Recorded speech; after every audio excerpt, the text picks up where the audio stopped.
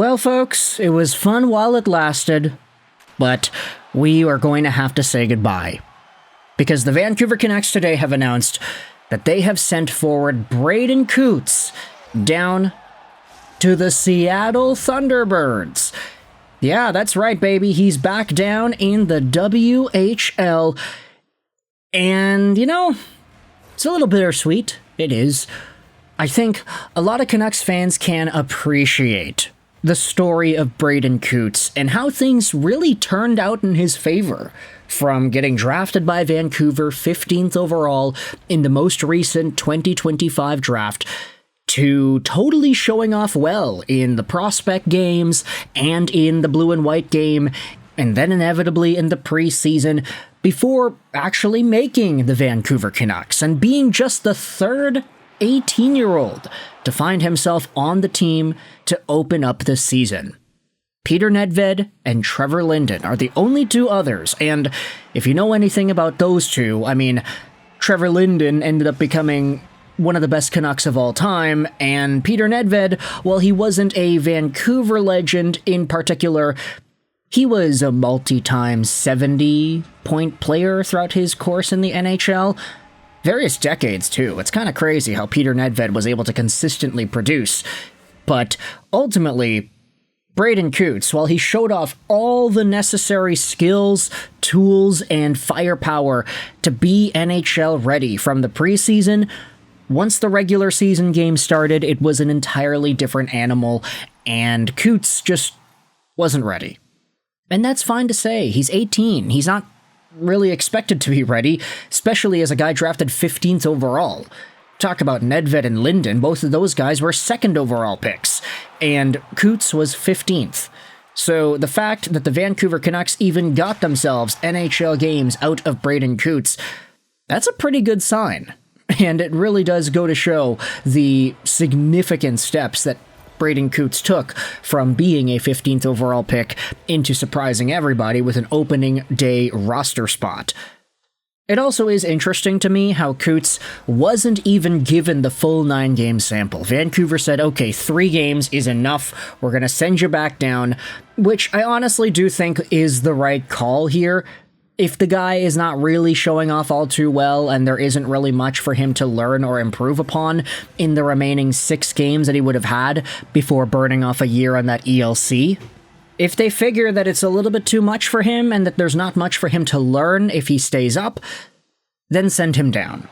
The Seattle Thunderbirds, they were kind of hoping that this guy would be brought back to them after they lost out on Kevin Korchinski to the Chicago Blackhawks a few years ago. Kind of a similar situation there, honestly. Like, Chicago needed defense and Korchinski was available and they ended up using him even though you could debate that he might not have been ready. And now he's in the AHL. So definitely not the proper development path, I'd say, for him and what he ended up doing with Chicago. Of course, though, I do still think that Korchinski is going to be a good NHL defenseman long term. But for Braeden Cootes, you want to give this guy all the reps that he can get in the CHL, especially since he's only 18. This is totally fine. He can go the Bo Horvat route and inevitably make the team next year with flying colors and even more of an offensive bite. Especially now, since he ended up being an NHL player for a few games, he got that cup of coffee. He's able to see what it's about to be a National Hockey League player and to inevitably get himself placed in the best league in the world against some of the best players in the world. It's not like he went head-to-head against McDavid, against Edmonton. It's not like he went head-to-head against Dylan Holloway and Brayden Schenn in St. Louis. But there were players that he had to match up against, and just getting a feel for how different the NHL is compared to the WHL, this will equip him a lot for what he needs to work on and what he needs to focus on heading into his season with the Thunderbirds. Now, in regards to the Vancouver Canucks, they are bringing up Max Sasson. This was revealed by Jeff Patterson, Ian McIntyre, the same writers and insiders that we know and love. So Max Sasson's going to be up for the 5-game road trip. Adam Foote also praised Cootes for his NHL games and says that he'll take valuable experience going back to junior and doing the right things. So Max Sasson, seeing him come up, honestly, I do like Sasson a lot more than I think most would initially anticipate. He's not going to shatter worlds. He's not going to be the most productive Canuck. I mean, last year, Sasson had 7 points in 29 games, which, if you do the math on that, that's actually not that bad. It's a point every 4 games, essentially, so if you do a full season's worth of time, that's about 20 points on a year. That's not terrible. Sasson is a little bit older than Braeden Cootes. He's a little bit bigger, and he plays with a little bit of grit, too, whilst being able to get the puck on net and score some pretty good points as exhibited by his Abbotsford Canucks production. Max Sasson is a good pro, and I think as a stopgap in the bottom of the lineup for Vancouver alongside of Abbey Canucks talents like Lekaramaki and Mancini, there's going to be a lot to like there and some chemistry brewing. I mean, even Archdeep Baines is still on the Vancouver Canucks, although he kind of requires waivers, so that's why he's still there, you can say, whilst Höglander is out. But Sasson, who knows if the Canucks will try to get something going with him and Baines one more time. In regards to the actual lines, though, this is what Adam Foote went out there and said post Braeden Cootes sending down. Right now, I'm leaning more towards going Pettersson with Garland and maybe Kane. We'll see. And Chytil with Besser. And then you've got Speed with DeBrusk.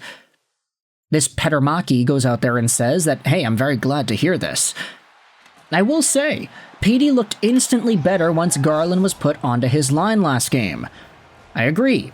The whole notion that it's bad having 2 puck possession guys in the same line doesn't really apply anymore if Petey doesn't like holding onto the puck. And I would have to agree with that too.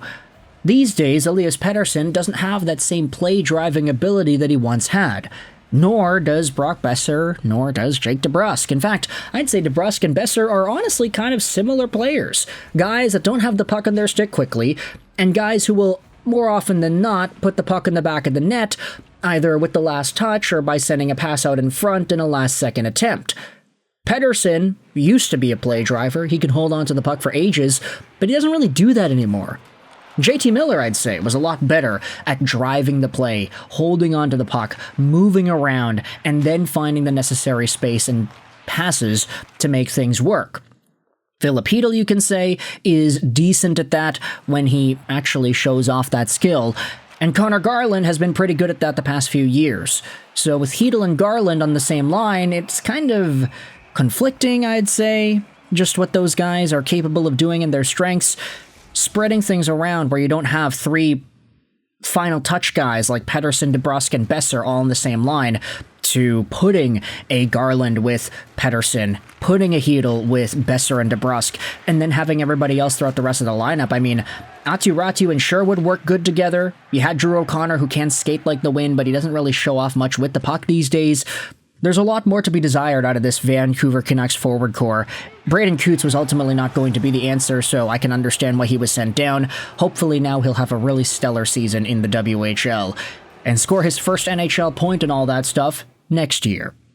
But with that in mind, I want you to let me know your thoughts in the comment section below. What are your thoughts on the new Canucks line combos, Max Sasson getting called up, and Braeden Cootes getting sent down? If you enjoyed this video, feel free to hit the like button. If you didn't, then hit the dislike button's down there for you as well.